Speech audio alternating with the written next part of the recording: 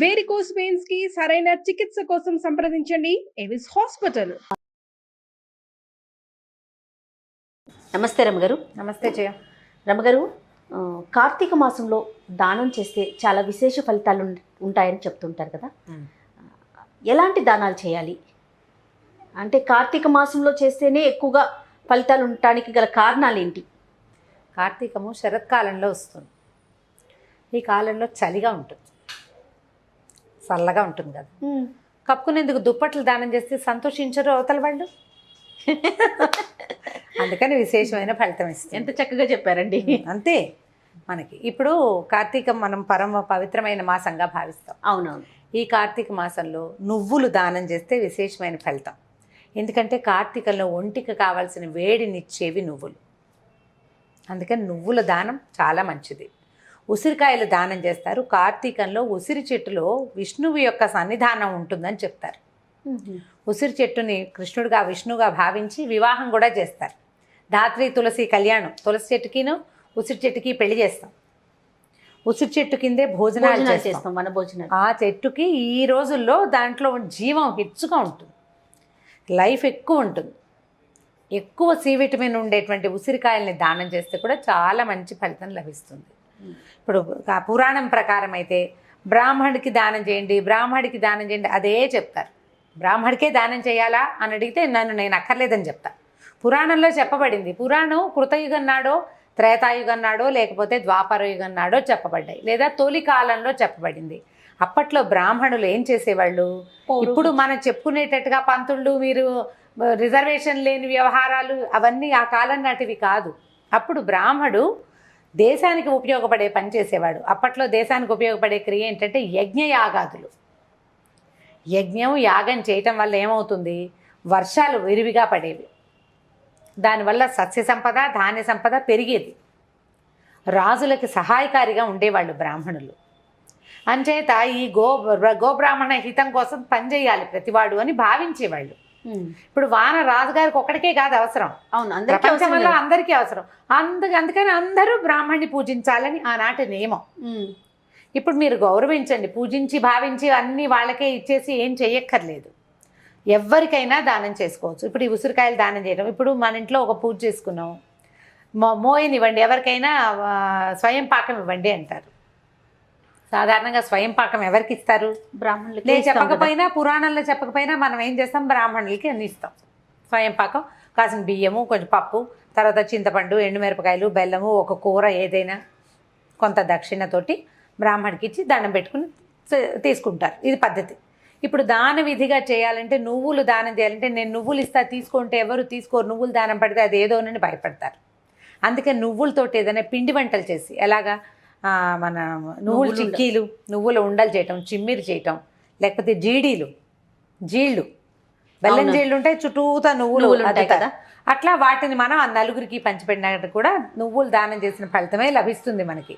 వాళ్ళకి నువ్వు దానం పట్టడం వల్ల వచ్చే చెడు వాళ్ళకేం రాదు. దాన ప్రక్రియగా సమంత్రకంగా చేసే దానంతో కొంచెం ఇబ్బందులు ఉండొచ్చు. అది పుచ్చుకున్నందుకు వాళ్ళు పరిహారంగా ఏదైనా చేసుకోవాలంటారు. మనం ఈ రోజుల్లో ఇతరులకి సహాయం చేయండి. చలి రోజులు, పనులు కొంచెం తక్కువ ఉంటాయి. పాటక జనం, బీదా బిక్కి జనం పనులు చేసుకుని బతికే వాళ్ళకి పనులు కాస్త తగ్గిపోతాయి. వాళ్ళకి తిండి పెట్టండి, అదొక దానం. దుప్పట్లు ఇవ్వండి కప్పుకోవటానికి, పాత బట్టలు, వస్త్రదానం ఇవ్వండి. కొత్త బట్టలు దానం చేస్తే ఫలితమే, పాత బట్టలు దానం చేసినా ఫలితమే. వెచ్చటి బట్టలు, ఉన్ని బట్టలు అలాంటివి దానం చేయటం వల్ల ఏంటంటే ఒకళ్ళు మన వల్ల సంతోషంగా ఉంటారు. పాజిటివ్ ఎనర్జీ చూడు. దాన ప్రక్రియని ఏదో మహాద్భుతమైన ప్రక్రియ, కర్ణుడు వాళ్ళ తిబిదధిచిని జ్ఞాపకం చేసుకుని ఆ రకంగా ఎలాగో చేయాలని అనుకోవద్దు. పురాణం మనకి ఒక పద్ధతి ప్రకారం చెప్తుంది. అందులో నుంచి ఈ రోజుకి మనకి అవసరమైన విషయాన్ని తీసుకోవాలి, మన అవకాశాన్ని బట్టి తీసుకోవాలి. ఇప్పుడు నదీ స్నానం చేయాలి కార్తీకంలో. ఏ నదికి వెళ్తావు రోజు నువ్వు? ఈ ఊళ్ళో నుంచి వెళ్ళలేకపోతామే. అప్పుడు ఏం చేస్తాం మనం? గంగను దలుచుకుంటూ గంగే చెమినే చేవ గోదావరి సరస్వతి నర్మదే సింధు కావేరి జలేస్మిన్ సన్నిధిం కురు అని ఈ నీటి యందు ఈ మొత్తం నదీ జలాలన్నీ ఉన్నట్టుగా భావించి హరగంగే అని గంగానదిని తలుచుకుని స్నానం చేస్తే సూక్ష్మంలో మోక్షం, ఆ నీళ్లలో గంగానది ప్రవేశం ఉంటుంది. నీళ్ల యందు ఈ రోజుల్లో గంగ యొక్క శక్తి ఉంటుంది. వేదాల యొక్క శక్తి కూడా నీటి యందు ఉంటుందని కార్తీక పురాణంలో చెప్పబడింది. అందుకని ఈ నీటిని ఇట్లా భావిస్తాం. అలాగే మనం దానం చేసేటప్పుడు కూడా అలాగే దీన్ని నా శక్తి అనుసారం చేస్తున్నానని భావించి, దానం వల్ల మనకు అనుకూడే మహాద్భుత ప్రయోజనం కంటే మనం ఇతరులకు ఇవ్వటం వల్ల వాళ్ళకి ఉపయోగపడుతున్న విషయాన్ని ఆలోచిస్తే చాలా బాగుంటుందని అనిపిస్తుంది నాకు. చాలా ఖచ్చితంగా చెప్పారు. మంచి విషయం. ఇప్పుడు పచ్చళ్ళు పెట్టుకుంటాము, ఊరగాయలు అవి, ఎవరికైనా ఊరగాయ దానం చేయండి.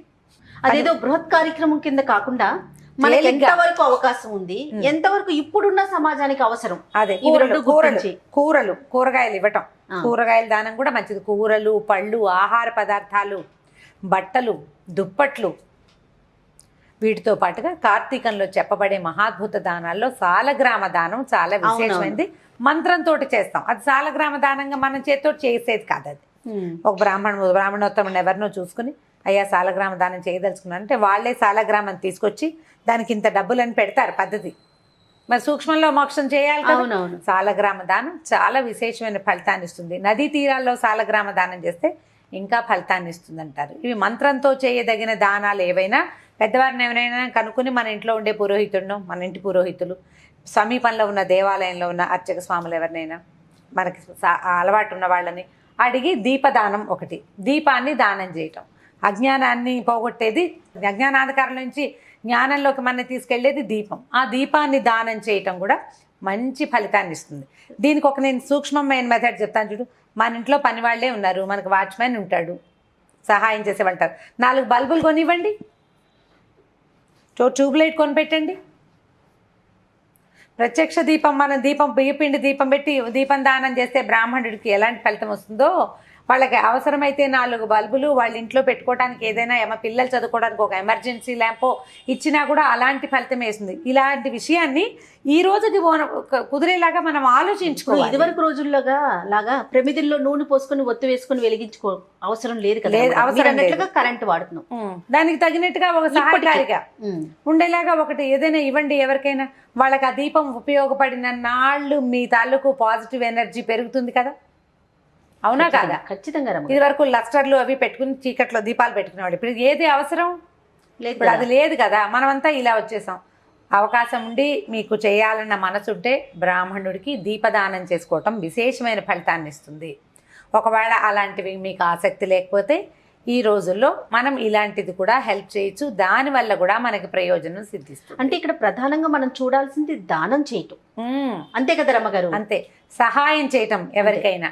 దానివల్ల మనకి ఎంత రావాలో ప్రయోజనం అది దానంతట అదే వచ్చేస్తుంది. నాకెందుకో దానం అనే పదం కన్నా సహాయం అంటున్నారు చూసారా, అది కొంచెం మనకి కనెక్ట్ అవుతున్నట్లు అనిపిస్తుంది. అవును, దాన ప్రక్రియ పురాణంలో చెప్పారు. అవును, దాన్ని సహాయ ప్రక్రియగా చేయండి మీరు. ఇప్పుడు దానం అంటే ఏమిటి చేయ, మనం ఒకళ్ళకి ఇస్తాం, తిరిగి తీసుకో. సహాయం కూడా అలాంటిది. అవును, ఇప్పుడు నేను నీకు ఇది చేశాను, నువ్వు నాకు ఇది చెయ్యి అని అడిగితే దాన్ని సహాయం అనరు కదా. అలాంటిది చేయండి.